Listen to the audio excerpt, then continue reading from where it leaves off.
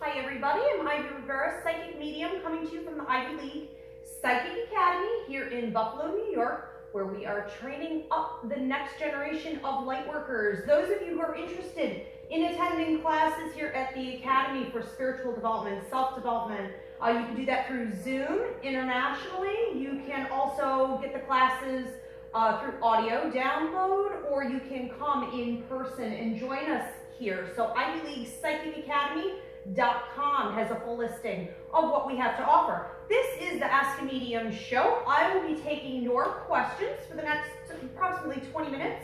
Rose, my lovely producer over here, will be sending your questions on over to me as she sees fit. Typically first come, first serve. If you've already posted, please don't go back and post again, If you posted in previous weeks, maybe let your neighbors take a turn here. Okay, so your questions can be on anything: spiritual development, paranormal, lost objects, if you have a loved one that you would like to speak to on the other side.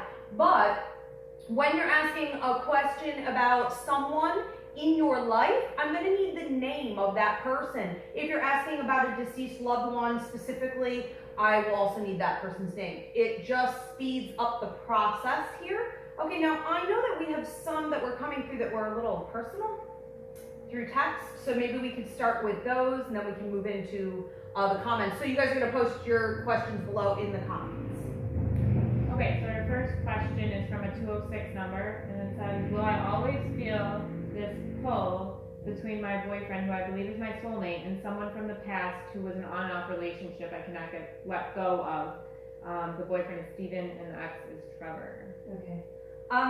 So it's not at all uncommon that you might find yourself with somebody and you are in a committed situation and you realize that you may have someone else outside that relationship that you feel more intensely drawn to due to past life connection, soulmate connection, karmic contracts. There are a few different reasons that this can happen. We do a class here called Relationships, Boundaries, and Cord Cutting. It's good to understand that when you feel an intense draw to someone other than the partner you've agreed to be with, you have to find the proper ways to manage that energy, because when there is cord connection, that individual can pull you into their energy field involuntarily or voluntarily, and you can also pull that individual closer to you. So even if you haven't seen them in 10 years, they're living overseas, it doesn't matter. It will continue to happen, and there is no sense of time with these type of bonds. So the smartest thing to do is to be very cautious when getting into marital contracts and get into relationships where maybe you could be more honest about the fact that you may change, grow, move apart, or meet other people that you feel you need to go and have experiences with to find out what's really there in the relationship, what lessons are there to be learned between the two of you. So honesty is key, because we do want to stick to a very strong moral and ethical code of conduct. However, I understand her question. It would appear that she has found herself, she's agreed to be with somebody, and she does have soulmate connection to this other person. It's up to your free will what you choose to do about that. Okay, and how do I know if a Reiki practitioner or a reader is real?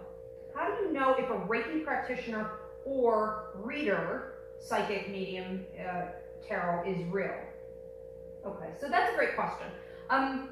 I want to say that when we're talking about Reiki, when we're talking about someone giving energy healing to you, one of the ways you know whether or not they're the real deal is whether or not there's energy really coming out of their hands.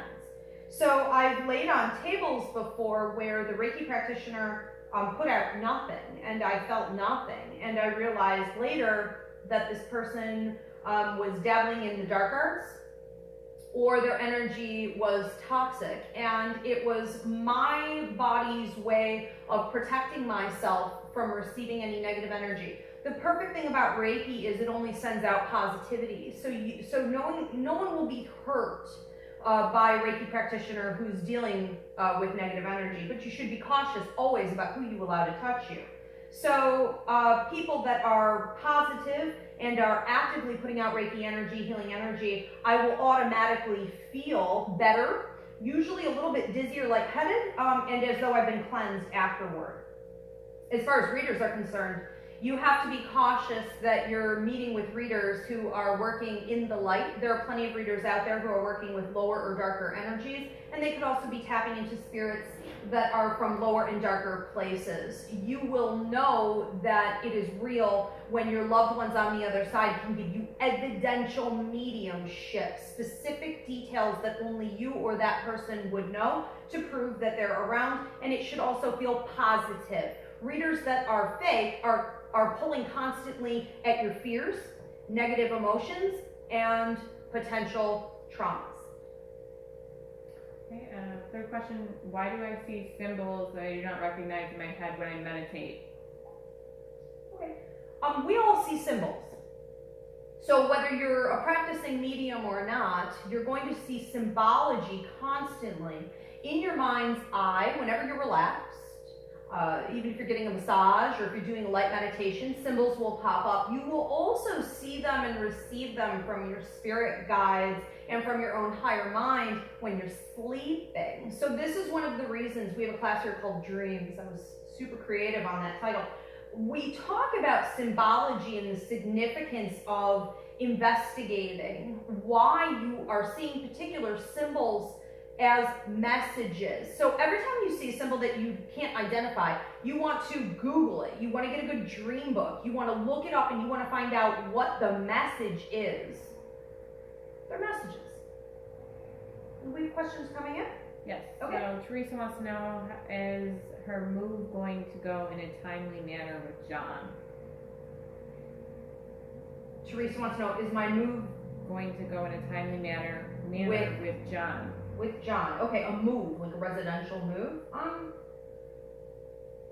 I feel when I go over here with John's energy a little bit, I see him as being the kind of person who might start and stop. He seems to be confident in himself, but almost to a point of being stubborn sometimes.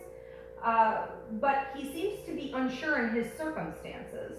So he wouldn't attribute his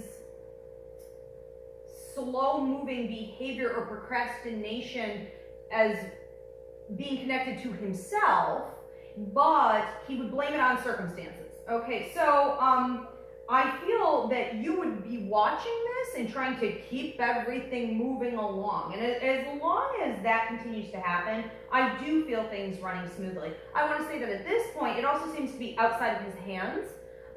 So the control is no longer there. It's the universe just allowing the change to come. Do we have one from Tax also? Yes.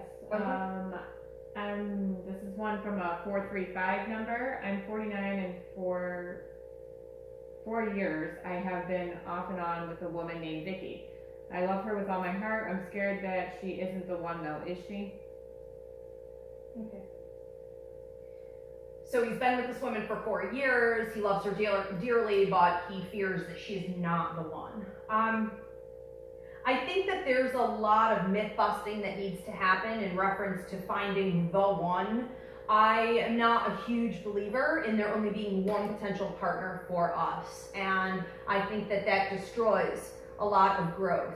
So I would say that if you're already doubting it, you probably have your answer that this is not the only one for you. However, it doesn't mean that she isn't the one for you.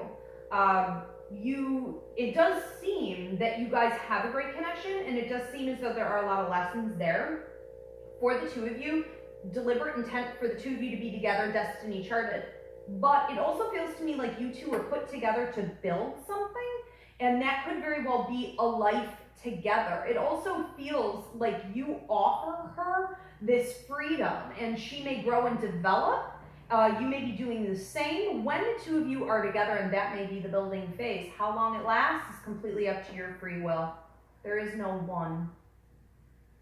Hey, Jackie is asking, so lost when it comes to my career path. See anything new and exciting in my future?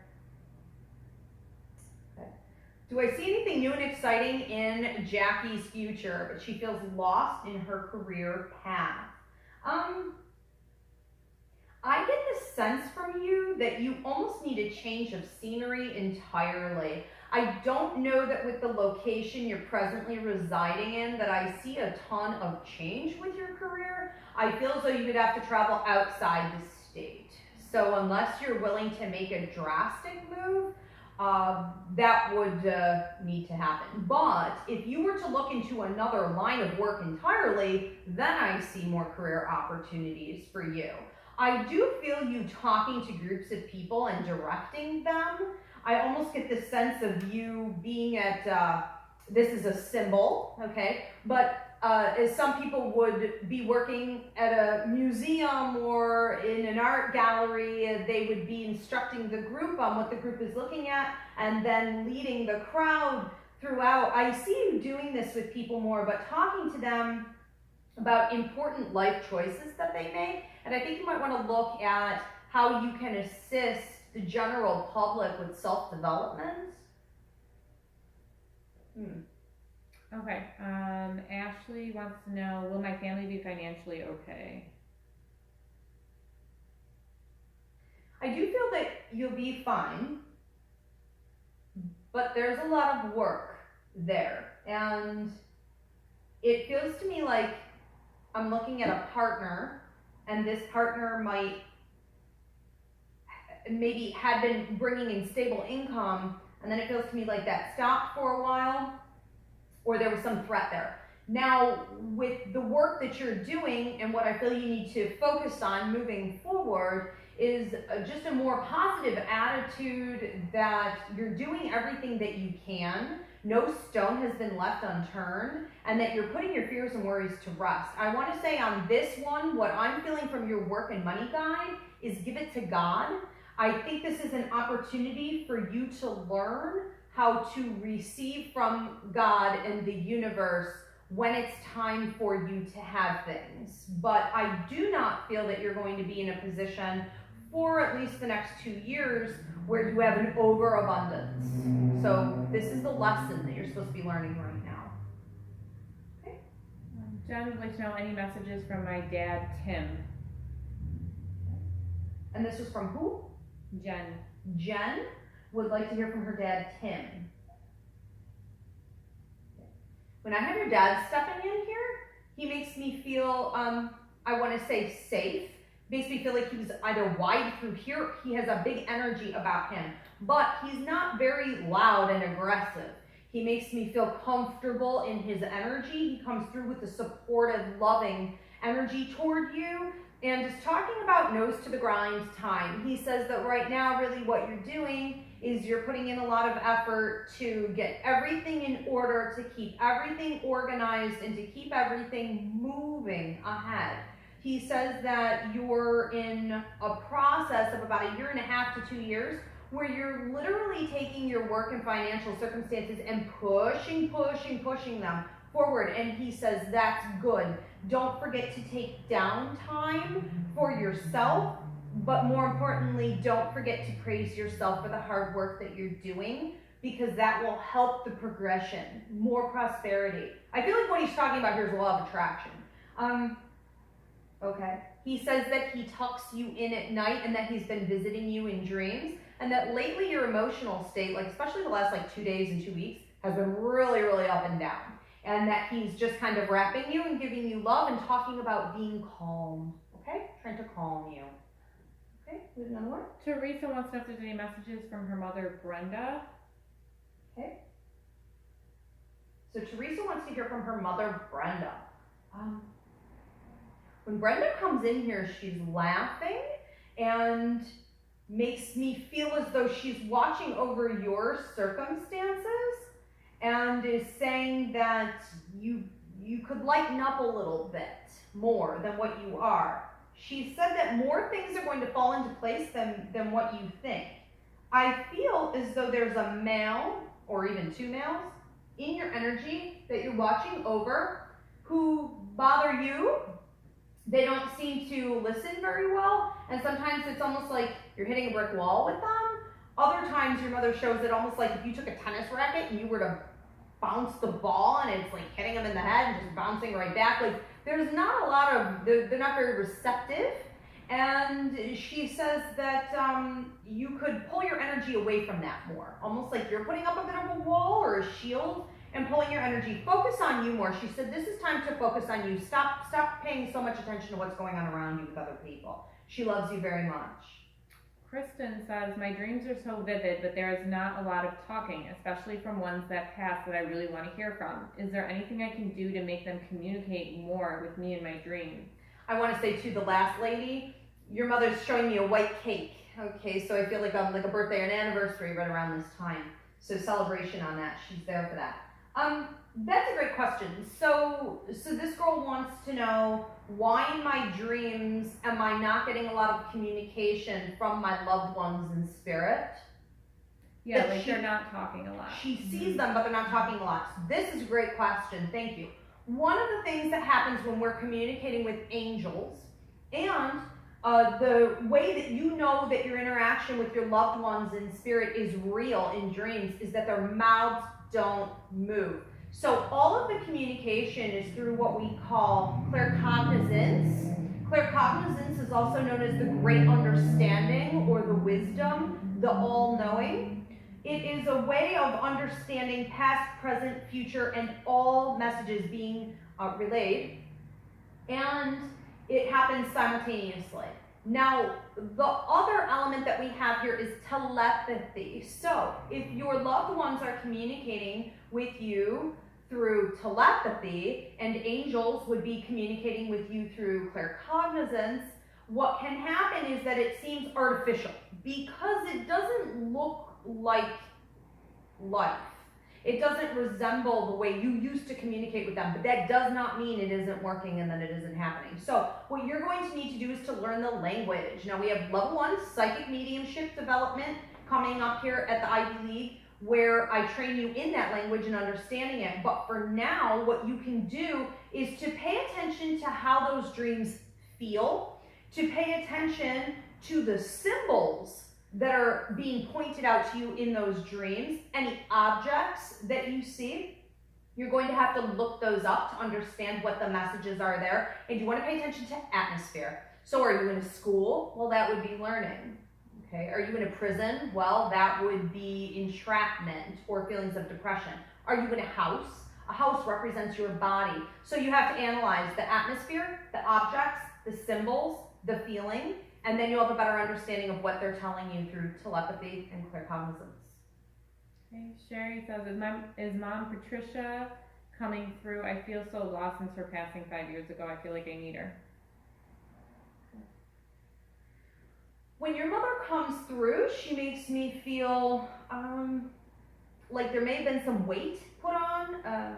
She makes me feel almost sad, wanting to come and support you, wanting to come and nurture you, but that you're not really able to receive that. So as I see her coming in closer to you a lot of the times, I also feel her pulling back as she gets close enough. One of the things that might be happening here is that when she comes in to communicate with you, you get upset. You think of her more, it makes you more depressed or creates feelings of loneliness. Therefore, Spirit will pull back. That is not their intention, is to create more discomfort for you. So what you're really going to want to do is to celebrate when she's coming around, to say, I am strong, I don't need you, I am okay on my own, I would just like to hear more from you. It will open the gateways of communication. Okay, we're at about 20, so you want to do one more? We'll do one more. Okay, so Sam would like to know, is there any messages from my father, Sam, aka Rick? Okay, so Sam wants to know if there are any messages from his father, Sam, also known as Rick. Okay. When Rick comes through here, he comes through almost like a brother or like a friend, really playful, kicking a ball over to you, talking about play with me more, communicate with me more. He says that where you are right now, it feels like some work changes over the last 3 weeks, 3 months. It also feels like a train. I see a train, almost like a freight train coming, and that is going to symbolize that you've been setting up boundaries, or you need to be, he says, setting up boundaries with people, circumstances, and situations that are maybe draining you. He said that you don't always have your eyes completely wide open. He said that you pride yourself on thinking that you know what's going on, thinking that you know people, but you get drained more than you pay attention to, and that needs to stop. So he wants to see you investing more in proper boundary setting, saying to people in situations, this is not my problem. I'm not going to think about it. I'm not going to let it affect my energy. I'm going to stay positive and focus on my own stuff. He also mentions what seems to be a love partnership that's going on over the course of the next about a month. And I feel like pay more attention to that person. Give more of yourself, he says. Okay, and that I'm always giving to you. He also mentioned some jewelry. I feel like a ring and possibly like a watch, something that go on my wrist. He mentions this, and that you talk to him on a regular basis, and I feel like you have a certain time schedule when you do it, almost like you might be doing it more at night, and he hears you every time. He's very, very proud of you and loves you very much. Thank you. Okay, guys, that's the show. I will see you again next week. Now, we are doing something after the show on a separate video that I put up on YouTube. It is a reading for your zodiac sign for the week. So be sure to catch that and subscribe to me on YouTube. Thanks so much.